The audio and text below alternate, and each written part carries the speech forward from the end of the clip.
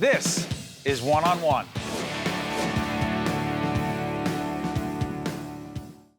Steve Adubato here. We're at the Healthcare Foundation of New Jersey. About to have a forum, a panel discussion called Breaking the Cycle of abuse, of bullying. And one of the members of that panel, we're honored to be joined by Dianne Grossman, co-founder of Mallorys Army. Good to have you. Thank you for having me.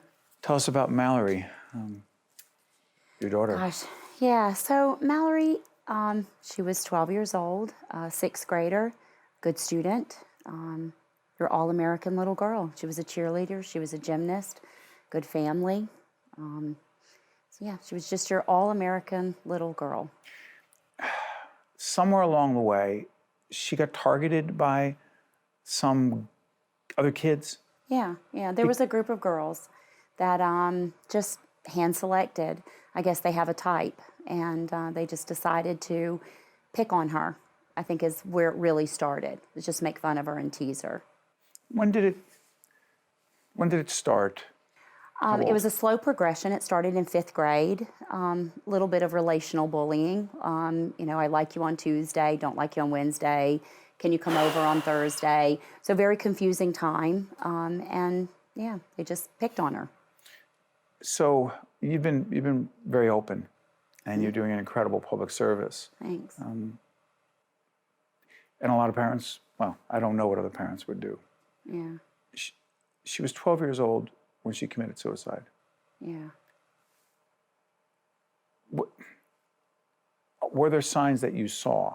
I mean, you knew there was something going on, Yeah. but what signs could you have possibly seen?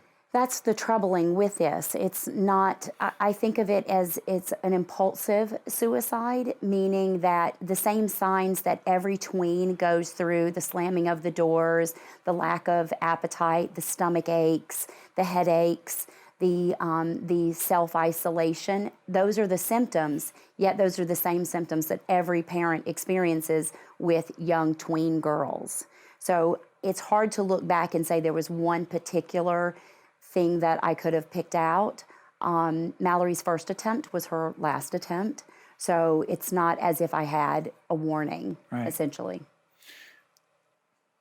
Those young people who were mean, who were bullying and abusive Yeah. to Mallory,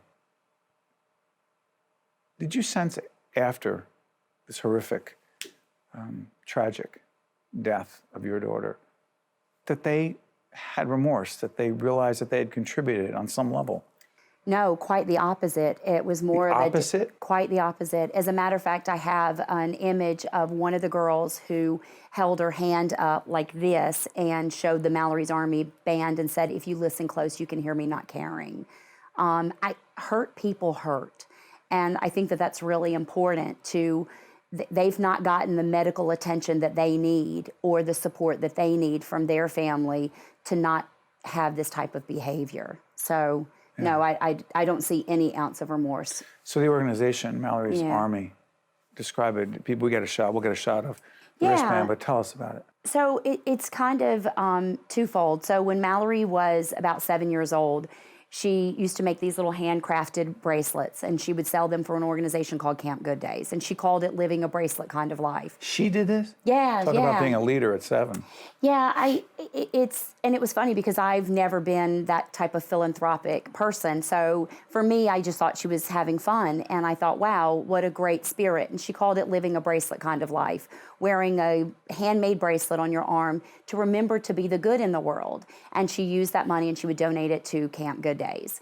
But what we found out after Mallory passed was the silicone bands. Actually, there was a case study done here in New Jersey with 56 middle schools. Yale, Rutgers, and Princeton both participated, and they found the bright-colored band on the arm of influential children reminds them to be the good in the world. Just like we used to tie a string around our finger to be good and remember to pick up milk and bread, this band operates that same way. So we've used it as a tool within the schools to teach the kids to remember to be the good in the world. So you said when you first ordered these, you ordered how many? 300. And you're worried about what? And we thought we were going to get stuck with like 100 of them. Yeah. And? And we sold 300 in 30 minutes, and then we ordered 1,000, and then we ordered another 1,000.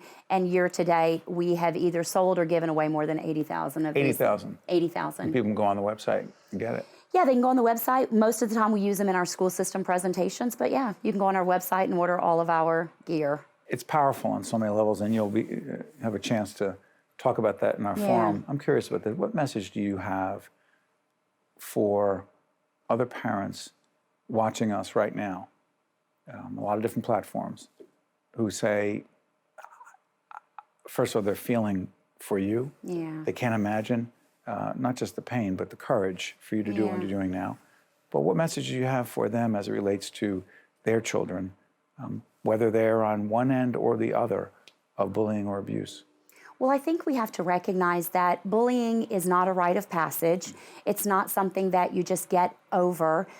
Bullying today, we can't parent like it's 1982. I think we have to take a different approach because bullying has elevated. The bar of hate is much higher than telling someone to go jump in the lake. And the social media part complicates And that it? it does, because what happens, you never get a break from it. You know, it follows you everywhere you go. So I would say to parents who find that their child is involved with an issue like this, it's okay. Just get them the help that they need to understand that this behavior is not acceptable. And for children that are involved in being picked on, I think we have to take it serious. We need to get our children the help that they need, whether it be for mental health services or get them in a school system that supports them. And I think overall as a community, it's time for us to take back our school systems.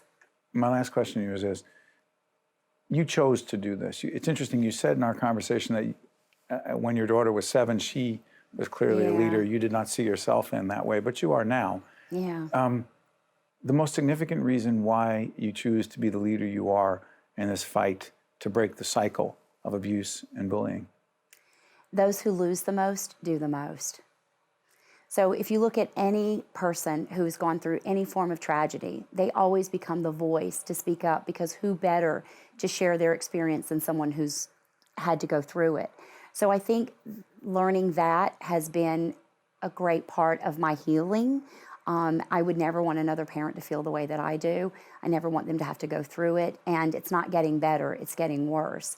So I think it was just my civic responsibility to share Mallory's story and what she went through to hopefully make a difference. I'm sorry for interrupting. You're making a powerful difference, not just in this in-depth interview with me, but in the forum we're about to have here at the Healthcare Foundation. Yeah. And I want to thank you.